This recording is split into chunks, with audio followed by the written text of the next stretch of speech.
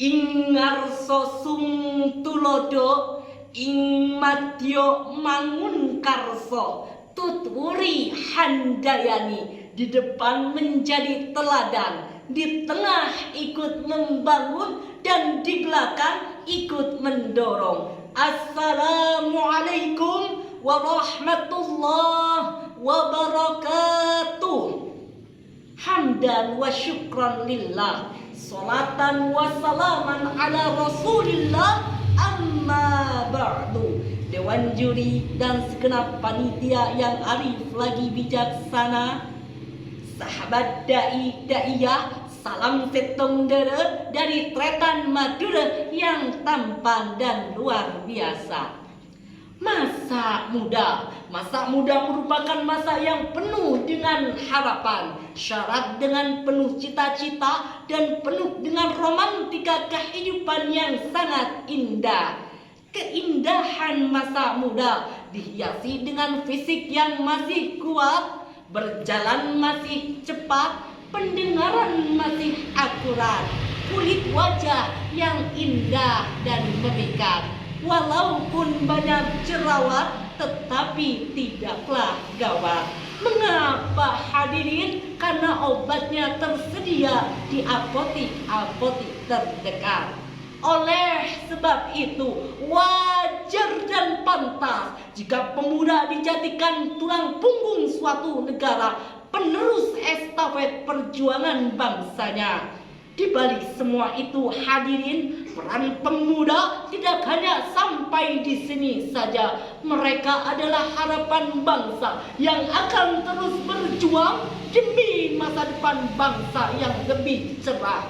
Kita semua maklum bahwasanya masa depan bangsa dan agama ditentukan oleh pemuda hari ini. Sebagaimana pepatah pun telah mengatakan, syababul yaum umara'ul ghad. The young of today is the leader tomorrow. Pemuda hari ini adalah pemimpin di masa yang akan datang.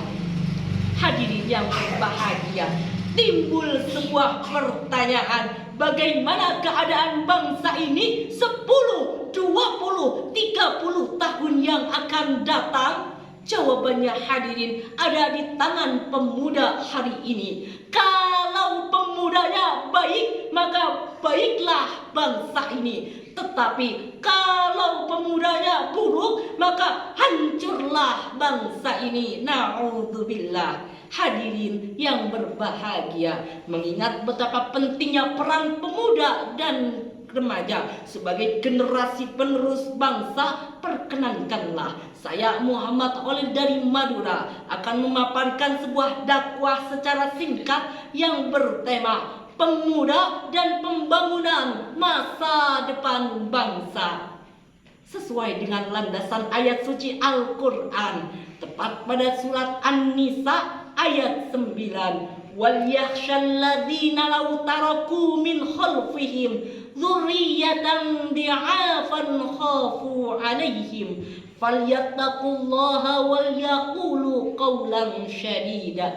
Dan hendaklah takut kepada Allah orang-orang yang senantiasa mereka meninggalkan keturunan-keturunan yang lemah di belakang mereka, yang mereka khawatir terhadap kesejahteraannya. Oleh sebab itu, hendaklah mereka bertakwa kepada Allah dan hendaklah mereka berbicara dengan tutur kata yang benar. Ayat tersebut diawali dengan kata wal yakhsha. Kalau kita kaji secara sistematis, wal yakhsha adalah sighat amr. Kaidah pun pernah mengatakan al-aslu fil amri lil wujub. Pada asalnya suatu perintah adalah wajib. Oleh karena itu wajib kepada kita, kepada saya dan kepada komponen-komponen bangsa agar senantiasa merasa takut jika meninggalkan keturunan-keturunan generasi yang lemah dan berdaya. Lantas, lemah seperti apa yang harus kita takutkan dan kita khawatirkan?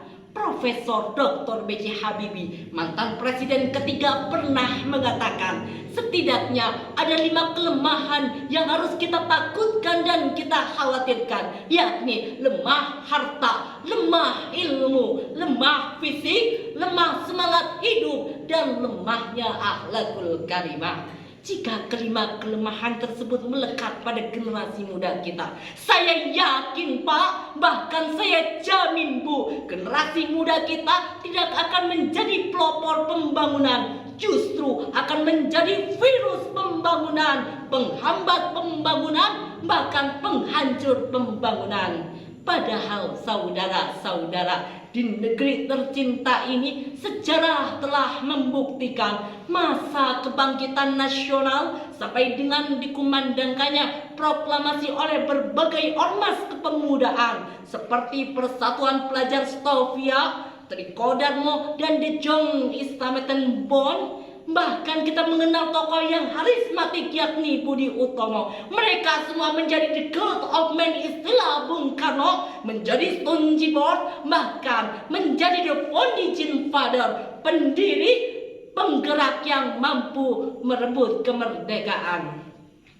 Tanpa perjuangan mereka, Indonesia tidak akan merdeka. Hadirin yang berbahagia, di dalam kitab Sudatut Tafsir min Fathil Qadir, Dr. Sulaiman Al-Asqori pernah mengatakan, setidaknya ada 5 olah di dalam dada. Olah rasa agar iman melekat, olahraga agar badan sehat, olah kinerja agar produktivitas meningkat, olah rasio agar ilmu meningkat, dan olah usaha agar ekonomi kuat.